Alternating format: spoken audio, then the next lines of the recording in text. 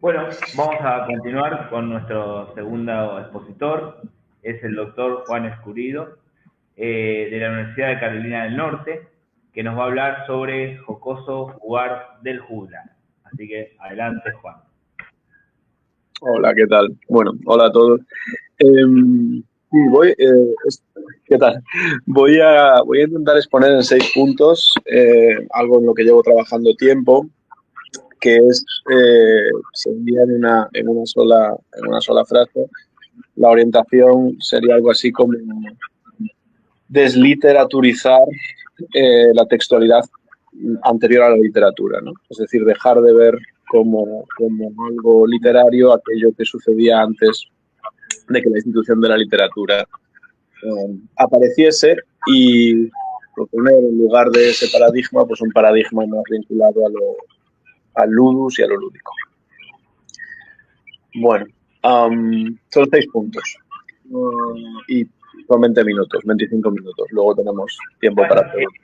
Juan, el micrófono, vos podés ser que estás usando el micrófono de la PC, por ahí hace un poquito de ruido. Ya, a ver, estoy con el teléfono. Dame un segundo, me voy a conectar con el ordenador. Me voy a Sí, sí, conectar con estamos bien de tiempo, ¿eh? Vale, voy a conectarme con el ordenador. Imagina que esto podía pasar. Dame Bien. un segundo. ¿Me conecto en este mismo? Vale, Sí, sí, el mismo enlace. hasta ahora. Yo no corto la transmisión. Te espero, no hay apuro.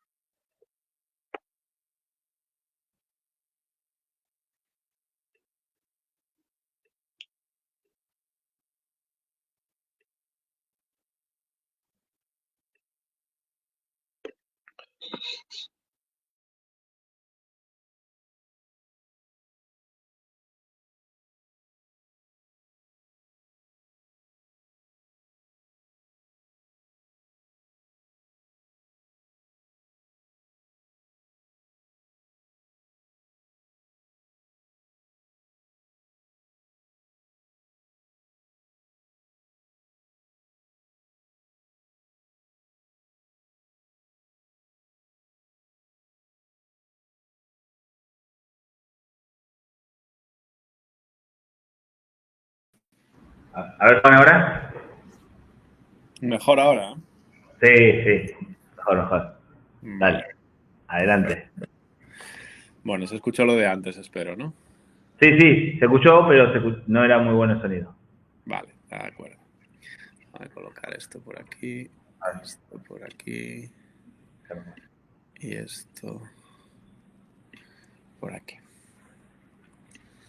Bueno, entonces tenemos que jocoso, jugar y juglar provienen del mismo término, que sería jocus. Así de jocus se derivan los significados tanto de juego como de poesía como de alegría.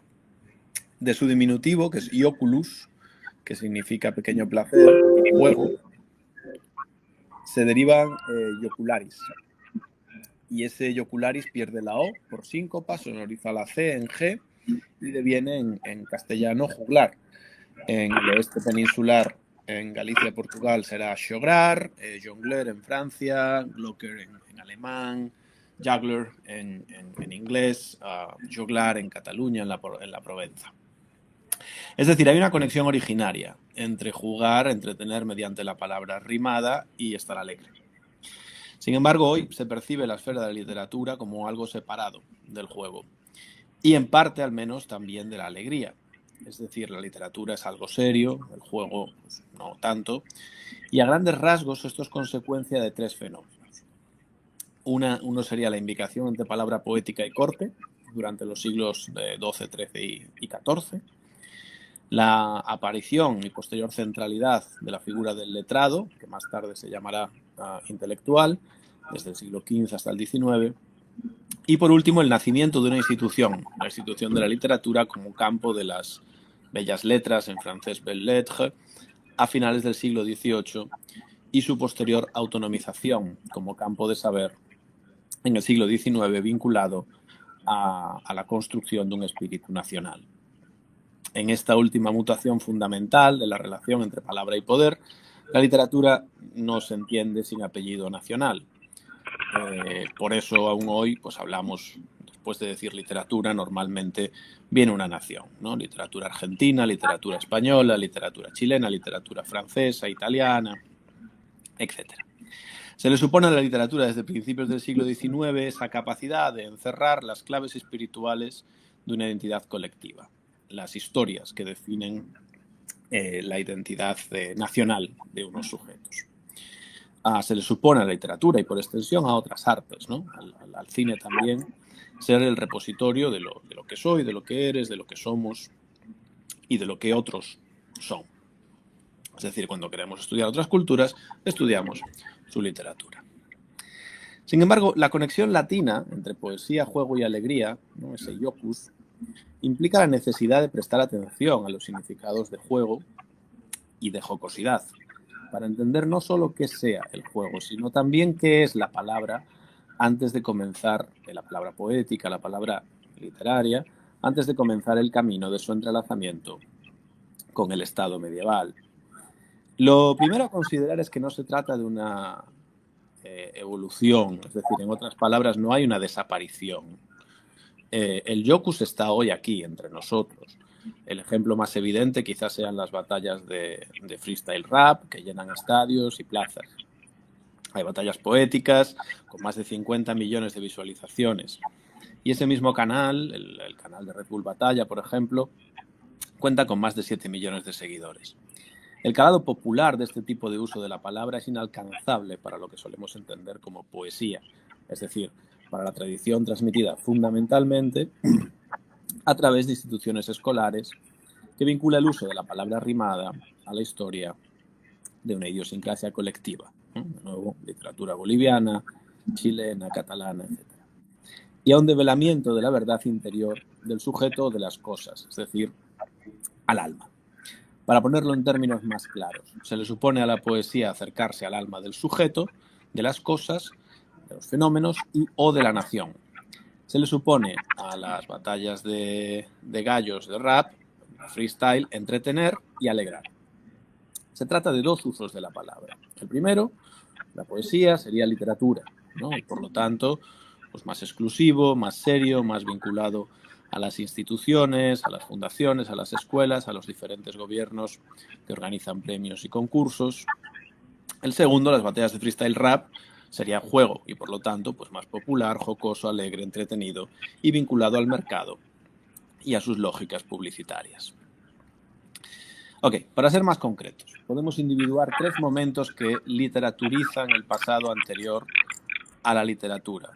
Aquellos momentos que convierten el espacio que era del iocus, de juego, textualidad incluida, en lo que llamamos hoy literatura y que explican el partimiento de aguas que lleva por un lado a las populares pues, batallas de freestyle rap y por otro al menos popular mercado editorial literario. La institución literaria aparece con el declinar de la retórica y de la poética como epistemologías de la textualidad a finales del 18. Como dispositivo de mirada, o sea, como ideología, lo que hace la literatura es leer en retrospectiva colectivos espirituales en su forma nacional, siguiendo 3 presupuestos. Primero, el establecimiento de una esfera de la existencia separada, casi autónoma, cuyo significado apenas sufre alteraciones históricas o espaciales. Así podemos hablar como si hablásemos de lo mismo, al decir la palabra literatura, de literatura clásica, literatura vietnamita, literatura francesa, brasileña, sintiendo que, a pesar del periodo, a pesar de la lengua, a pesar del lugar, hablamos esencialmente de un fenómeno percibido como fundamentalmente verbal y estético, al que se le hacen las preguntas propias que se le hacen a lo literario. El segundo presupuesto, digamos, por el que se literaturiza el pasado, es el establecimiento de una disposición universal que tiene un universal también sujeto, en otras palabras. ¿Existe algún lugar sin literatura? No parece. El sujeto que la literatura crea en el siglo XIX está en todas partes. Es llamativo que incluso para referirnos a la lírica amerindia, es decir, una lírica no alfabética. Hablamos de literatura azteca, maya, inca. O sea, es tan universal el sujeto de la literatura que ni siquiera necesita alfabeto para surgir. Le bastan los volúmenes de los siglos XVI, XVII y XVIII, donde se recogen los cantos de esos pueblos. El sujeto que presupone la literatura es tan universal que allá donde haya colectividad, en el periodo que sea, hay literatura.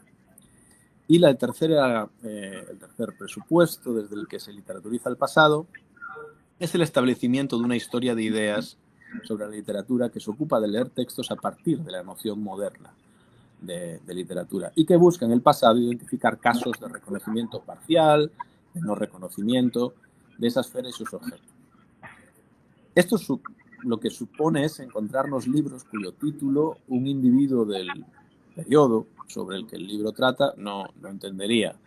Es decir, me pregunto cómo reaccionaría Alfonso de Baena ante un volumen titulado Teoría literaria de la Edad Media. No sabría que está hablando de él. A la luz de estas reflexiones se entiende lo que Simon Goldhill escribe al final de su artículo sobre la proyección de la ideología literaria en el pasado. Dice Simon Goldhill: lo que espero haber mostrado, al menos en el esbozo, es el poder destructivo de la categoría de literatura para el modo en que funciona el compromiso crítico con la producción y el consumo del lenguaje en el mundo antiguo. El establecimiento de la esfera de lo literario no solo distorsiona las interconexiones entre textos de poesía, digamos, y las demás producciones textuales del mundo antiguo, sino que también tergiversa a fondo las conexiones entre esos textos y la cultura en la que y para la que fueron producidos. Esta acusación de Goldhill, para quienes nos hemos formado en un modo de ver las cosas literariamente, parece fuerte. Es decir, resulta que la posición literaria tergiversa y distorsiona. Aunque podríamos con más suavidad decir que engaña, pues nos empuja a la posición del chiste del ciego, que ha perdido las llaves en algún sitio, pero solo las busca bajo la farola, porque allí hay luz. Pero esa es la pregunta. ¿De verdad solo ahí hay luz? En principio, para la mayoría sí. Desde hace 200 años, acercarse a la textualidad y a las prácticas verbales de un periodo es hacerlo con el aparato crítico de la literatura. Los paradigmas de la retórica y la poética han sido olvidados y no se han creado nuevos enfoques con la suficiente fuerza de atracción como para desplazar a quien creció primero de la mano de la construcción del Estado y más tarde del Estado. La esfera de la literatura se imaginó un pasado que justificase su presente y garantizase su futuro. Mientras, el jocus, el entretenimiento, la alegría, el juego, fue reclamado por el Estado solo como exhibición de soberanía y canalización de la libido social. Así, la literatura es primero un departamento del Estado, en su fase de letrados, y del Estado-nación después, en su fase de intelectuales. El jocus, sin embargo, es un fenómeno anterior, preestatal, animal incluso, que el Estado encauza y adapta a sus intereses. Pero si antes del siglo XIX no hay literatura, ¿qué es eso que leemos, que estudiamos, que se nos dice que forma parte de nuestra identidad como bolivianos, mexicanos, portugueses o boricuas? Si la literatura tal y como nos es conocida hoy no existe antes de la modernidad, existe otro término a partir del cual ubicar las producciones integradas normalmente en la historia de la literatura. Dicho de otro modo, ¿qué noción vehicula parte de los sentidos connotados a partir del siglo XIX por la literatura? De nuevo hallamos el juego, pero ahora no como jocus, sino como ludus. Durante la época medieval, ludus denota representación, imitación, ejercicio, ficción y simulacro. Actos todos ellos vinculados de diversas maneras a una de las virtudes centrales teorizadas en la épica a Nicómaco, la eutrapelia. Es decir, la premodernidad nada en el juego. Lo que no es jocus, jocoso juglar, recordemos, esas tres palabras vienen de ahí. Lo que no es jocus es ludus. Importa señalar que no existe aquí dialéctica entre juego y literatura, sino que simplemente la literatura no está. Los mundos de sentido que abren ludus e jocus no es que se opongan a un supuesto mundo literario. premoderno, que solo aparece cuando se busca en el pasado desde el legado actual de la modernidad literaria. Es decir, cuando se busca una arqueología, una disciplina, y a la serie de prácticas sociales, de modos de producción y de articulación de instituciones que en el mundo moderno definen qué es lo literario. En lugar de oponerse a la literatura, porque no pueden hacerlo, ni Ludus ni Iucus, ni Ludus ni Iucus, no existe ese referente dialéctico, estos dos términos, Ludus y Iucus, engloban aquello que normalmente consideramos literario. Ludus vehicula en la Edad Media varios significados adscritos a partir de la modernidad a la literatura. Representación, placer no productivo, aprendizaje, libertad con respecto a las obligaciones prácticas, ficción, actividad regulada. Por otro lado, Iucus denota un acto de habla humorístico vinculado al entretenimiento. De la serie de actividades denotadas por Ludus destaca en primer lugar su variedad. Andrea Nuti, que ha estudiado ambos términos, sobre todo Ludus a fondo, achaca la vastedad semántica de Ludus a la falta de referente, a la carencia de una dimensión física a la que sustraerse. Dado su naturaleza intrínseca y objetiva, el Ludus, entendido como objeto, se presenta como algo inasible, que no tiene un referente claro en el mundo material y que por lo tanto se manifiesta en formas y contextos muy distintos. Así, sus valores semánticos forman una familia del tipo descrito por Wittgenstein, es decir, una red de similitudes que se solapan y que se entrecruzan. Precisamente para explicar una de sus nociones centrales, la de la forma de juego que explica el funcionamiento del lenguaje, Wittgenstein recurre a la falta de referente físico que agote, que cierre la significación del término Spiel, que significa juego en alemán. Así, todas las actividades que incluyen la palabra Spiel, juego, resultan tener semejanzas, parentesco, resultan constituir una familia.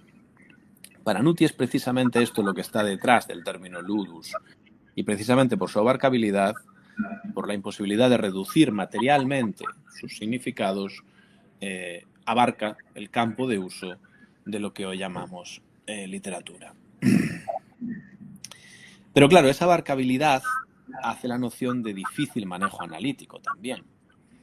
Denota tantas cosas, de representación, mímesis, ficción, simulacro, ejercicio placentero, ejercicio didáctico, que pierde especificidad.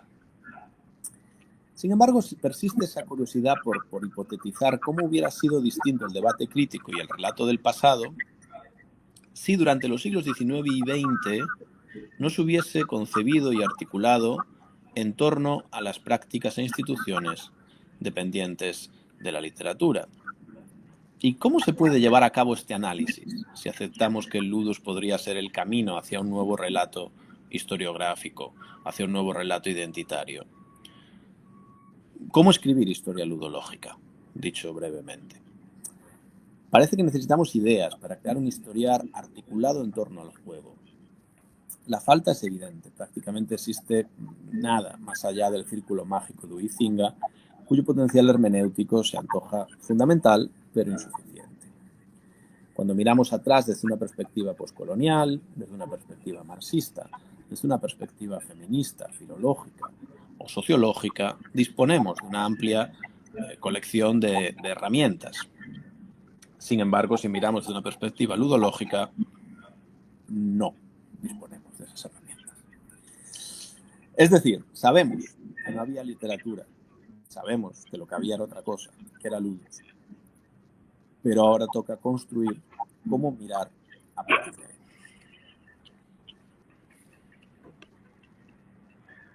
Muy bien. Bueno, Juan, muchas gracias. Bueno, abrimos un espacio de preguntas del chat, ahora me fijo, y también de las personas que están acá escuchándote. Yo alguna pregunta tengo también para hacer, por supuesto. Así, bueno, si alguno quiere contar algo. Bueno, hago yo, después vemos si hay alguna pregunta. Juan, te quería preguntar respecto a la amplitud semántica del término ludus, ¿no? Que planteás, que claro, si bien como decís vos, pierde especificidad para hablar de tantos fenómenos que incluye la Edad Media. ¿Cómo eso es tan, por ahí, desconocido para, no sé, me imagino hay una gran cantidad de tratadística del siglo XVI, XVII, donde la Eutrapelia articula un montón de estos términos, ¿no? Digamos, bajo la Eutrapelia se ven tantas actividades que son consideradas juegos, y claro, y uno diría, bueno, esos tratados son del siglo XVI, XVII, son tratados modernos, pero de alguna manera corren por otro carril, ¿no? Europa toma otras direcciones, bueno, y veo mucha tratadística en ese sentido, mucha tratadística española, ¿no? Por ahí un poco menos francesa, pero me he preguntado muchas veces qué ha pasado con esos tratados, pues son tratados, algunos de ellos, está bien que tienen un fuerte contenido moral, pero ahí está bastante bien expresada esta idea que vos planteás de la amplitud semántica del ludus. O sea, autores que dicen el ludus es la música, es el teatro, ahora me estoy acordando de algunos tratados, ayer justo charlamos de eso, la conversación dulce, cosas que hoy parecieran muy extrañas, ponerlas bajo la categoría de ludus, ¿no? Claro. Y la pregunta es ¿por qué sucede eso? ¿Por qué se pierde esa tradición? Porque esa tradición sí no ha tenido continuidad, ¿no? Bueno, en parte creo porque el siglo XIX lo que hace es institucionalizar algo que antes no era institucional. Entonces, impone sobre lo que solía ser un tratado vinculado a la formación del individuo, ¿no? Pero no, pues el individuo no tenía por qué ir a una escuela en colectivo, de hecho no iba a una escuela en colectivo, era un libro, ese tipo de tratados, o bien era de lectura individual o bien era de lectura con un tutor, con una tutora. ¿Qué impone la institución? La necesidad de estandarizar. Evidentemente, una institución impone estandarización, es decir, a un grupo de personas hay que entregarles un mismo material, ¿no? Impone la necesidad de evaluar, claro, la necesidad, cómo evaluamos una conversación suave, una conversación agradable, se vuelve mucho más complejo. Y bueno, impone la serie de prácticas, ¿no? que la institución, o sea, impone una homogeneidad también, porque no se trata de crear una institución que sea en una ciudad, ¿no? En Mar del Plata de una manera y en Buenos Aires de otra, tiene que ser además estatalmente homogénea. O sea, yo en esto suelo poner el ejemplo de la hispanización de México, que tiene lugar sobre todo en el siglo XIX. O sea, cuando México se independiza, el español no es una lengua mayoritaria. ¿Cómo se convierte el español en una lengua mayoritaria de México? A través de la escuela, porque hay que elegir una lengua para todo el país y una lengua para hacer el currículum de todo el país y una lengua con la cual convertir a todos los sujetos de ese territorio en algo, en mexicano. No es, esto sí que me parece que casi si lo pensamos un poco lo entendemos de una manera muy evidente, es decir, toda nación necesita un San Martín, un Thomas Jefferson, un Bolívar o un Cid. No hay una nación sin esa figura. Pero una nación no necesita un juego. O sea, tú no necesitas para crear una identidad nacional ningún tipo de juego. Entonces, ese tipo de tratados, cuando lo urgente es crear individuos nacionales, o sea, crear individuos que se identifican como argentinos, chilenos, marroquíes o senegaleses, no tienen ninguna utilidad. Para la institución no tiene ninguna utilidad. Entonces, vienen de una tradición, como bien comentas, aristotélica y de una tradición, digamos, nutrida, por eso surgen y desaparecen en el momento en que los temas que tratan se institucionalizan al servicio de la creación de una identidad nacional. Bien. Yo iría por ahí, o sea, empezaría por ahí a responder eso. Sí, es claro la respuesta. Bien, bueno, ¿Hay alguna pregunta más? Bueno, Juan, ahí, bueno, saludos nomás ahí en el chat. Así que, bueno, Juan, te agradecemos mucho la exposición. Queda grabada, ahora finalizo la transmisión y, bueno, queda para compartir y ver después. Muchas gracias. Vale, muchas gracias. Gracias.